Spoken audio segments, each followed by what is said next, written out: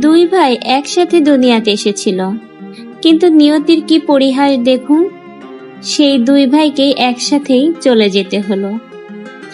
আর এরা দুই ভাই যমুক, বাবা মার এই দুইটাই সন্তান, বাবা মার আর কোনো সন্তান নাই। এই ঘটনাটা খুবই দুঃখজনক একটা ঘটনা, ভাষায় প্রকাশ করা যায় না।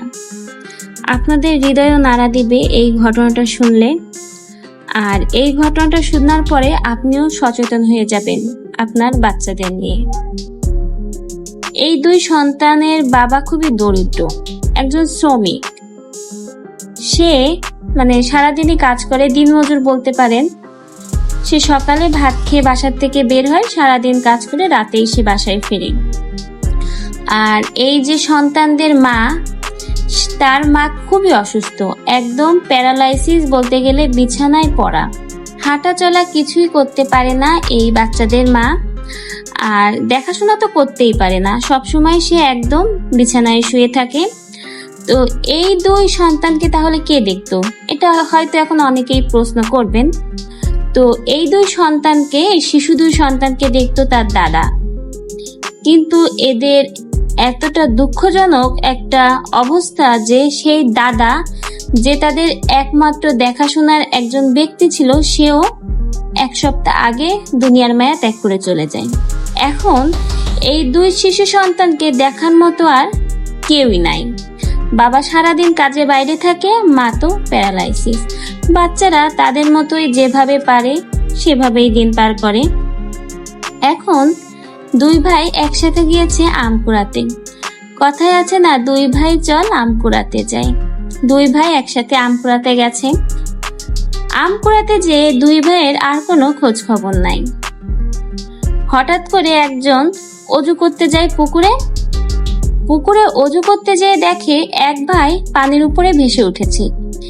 এটা দেখে সেই লোক সেখান থেকে দ্রুত এসে সবাইকে জানিয়ে সেখানে নিয়ে যায় এবং যে দুই ভাইকে একসাথে পানি থেকে উদ্ধার করে। তারপর অনেক চেষ্টা করে, কিন্তু চেষ্টা একদম বিফল। দুই ভাই দুনিয়ার মায়া ত্যাগ করে তখন চলে গেছে। তো ঘটনাটা এতটা হৃদয় বিদারক একটা ঘটনা। তো আসলে এই ঘটনাটা খুবই কষ্টজনক যে এই দুইটা শিশু যারা দুনিয়ায় একসাথে এসেছিল, নিয়তির কি খেলা, দুজনে একসাথেই চলে গেল।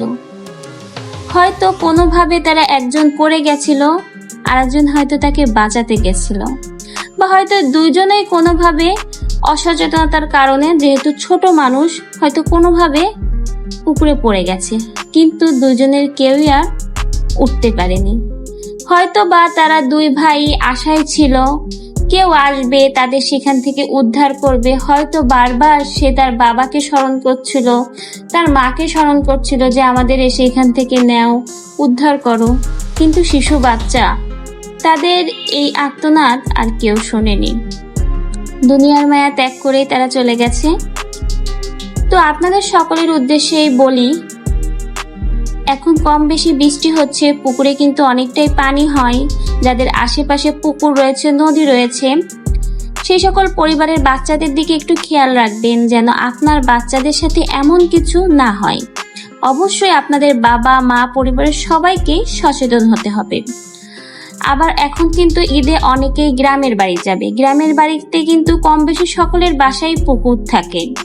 তো সেক্ষেত্রে আপনার বাচ্চা শহর থেকে যে হঠাৎ পুকুর দেখে এক্সাইটেড হয়ে সেখানে গোসল করবে, ঢিল ছুড়বে, বারবার পুকুরে যাবে, অবশ্যই আপনি মা বাবা, আপনার পরিবার সেটা খেয়াল রাখতে হবে। কারণ আপনার একটু অসচেতনতায় আপনার পরিবারের অনেক বড় বিপদ হয়ে যেতে পারে। আপনার কোলের প্রিয় ধন মানিককে আপনারা হারিয়ে ফেলতে পারেন।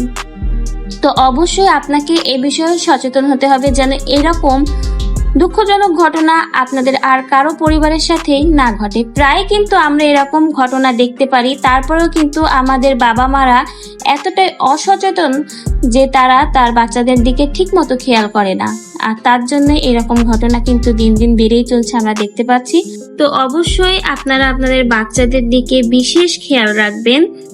আর বিশেষ করে যখন কোনো অনুষ্ঠান হয় সে সময় দেখবেন অনেক বাবা মাই তার বাচ্চাদের দিকে সেভাবে খেয়াল রাখতে পারে না অনুষ্ঠানের ব্যস্ততার জন্য, কিন্তু এটা ঠিক নাই। আপনার বাচ্চার খেয়াল আপনাকেই রাখতে হবে, অন্য কেউ আপনার বাচ্চার খেয়াল রাখবে না। আপনি যতটা ভালো আপনার বাচ্চার খেয়াল রাখবেন, অন্য কেউ আপনার বাচ্চার দিকে অতটা কিন্তু গুরুত্ব দিবে না।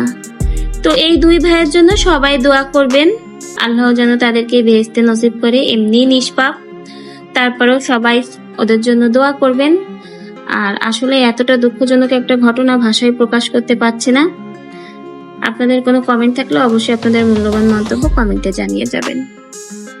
আমি শুধু একটাই কথা ভাবছি যে এদের বাবা মা কি করবে। এরকম যাদের দুইটা সন্তান, নিষ্পাপ ফুটফুটে সন্তান যখন একসাথে চলে যায়, তাও দুজন একসাথে, তখন তো সেই বাবা মা একেবারে পাগলই হয়ে যায়। তো কিভাবে এর বাবা মা এই দুঃখটা মেনে নেবে, কিভাবে সইবে তার দুই সন্তান হারানোর যন্ত্রণা, আমি তো সেটাই ভাবতে পারছি না। তো যা হোক ভিউয়ার্স, ভিডিওটা বেশি বেশি করে শেয়ার করে দিবেন সকলের সচেতনতার জন্য।